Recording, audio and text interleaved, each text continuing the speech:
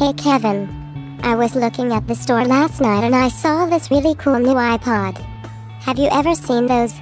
I would really like to get one, but I don't have enough money to buy one. Well, hey there, Haley.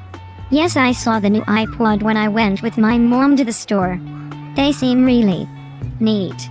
When I really want something, I start to save up my money and try to reach a goal so that I can buy the cool new thing that I want. What's a goal? That sounds like something that would work. Well, say you really want the new iPod Touch.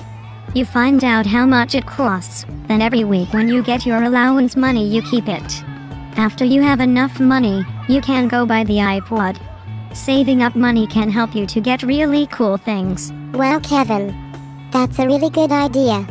So, I have another idea. What if we ask our class to save up our money so we could help our school? If everyone joins in, then we could get something really neat. That's a super idea. What could we do to save money? We could get some M&Ms and eat them all, then try to fill the tubes up with quarters. We would get to enjoy the candy and help our school raise money for something neat. Well, that sounds like a good idea to me. I like to eat candy. I do too. Especially chocolate. Well, I'll talk to you later. Bye. Okay. See you later.